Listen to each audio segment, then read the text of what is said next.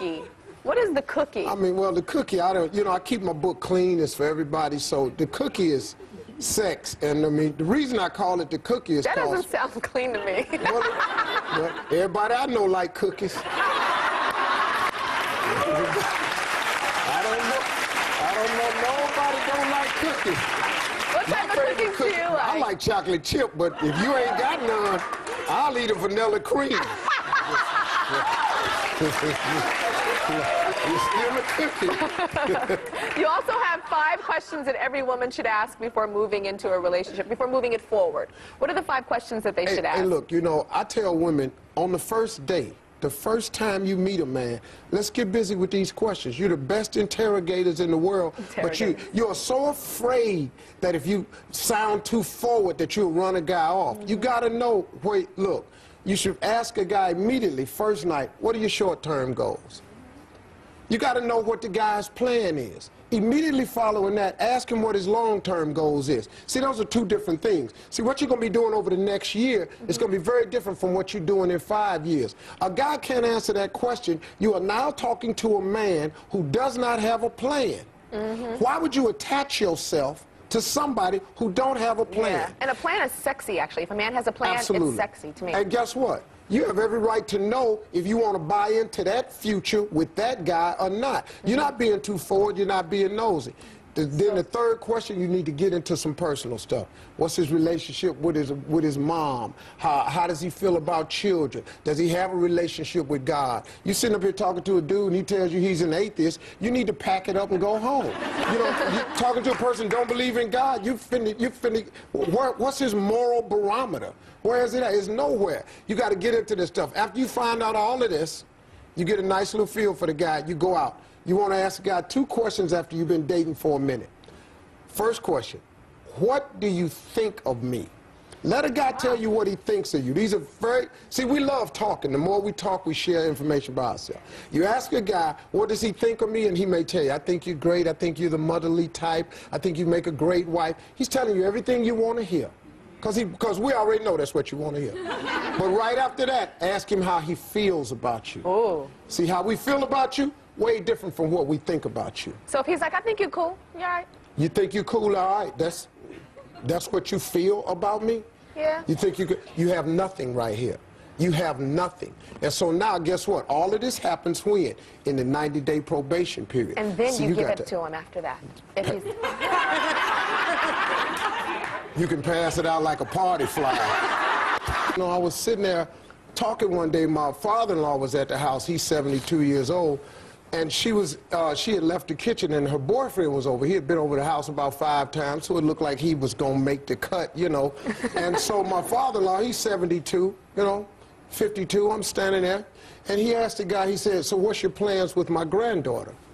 And he said, oh, no, well, you know, we just, we just got a little thing going on. He said, no. What's your plan for my granddaughter? So I sat down at the table because I'm interested now, because my father-in-law, 72, I'm 52, we sitting there, we know you have a plan. Because if we look at you across the room and we walk over to you, we have a plan. We just may not share it with you, but we have a plan. So he sat him down, and the guy didn't come up with an answer, and finally he just said, well, to be honest with you, we just kicking it. And so I said, cool, let's bring my daughter in here, and let's inform her that she's just being kicked with. And let's see how she handles that. And they broke up the next day. They did? Yeah, they did. I love it. Yeah. I love it. So, okay, explain the title, Act Like a Woman, Think Like a Man. Well, act like a lady and think like a man. You know, I still say that women should act like ladies. You know, it's a beautiful thing, you know, to stand there and let a guy open your door. You know, don't be a chirp girl. But sometimes you're standing there and he ain't going to open it. Well, then guess what? Then you don't get in and go with him. You know, a guy take you to dinner, he's supposed to open the chair. He's supposed to open the door. He's supposed to pay the check? He's supposed to pay the check. Yeah! I know how men think. I'm an expert on manhood. All right. I'm not an expert on relationships. Please don't get this twisted. Okay. So what manhood question do you have for him, Caitlin? Hi, Steve and Tyra. I'm Caitlin. I'm 25, and I'm a mom. and I'm a stay-at-home mom, I'm a student. You know, I want to look pretty. I want to look great for my husband all the time. How do I do that? I don't have time when I've got little kids attached to my leg and, you know, they're 2 and under. How can I look pretty all the time and look good for him? So you want to look bright and shiny? Yeah, but still be the mom and, you know. Okay, see, now guess what? See, now you coming at me from another angle now.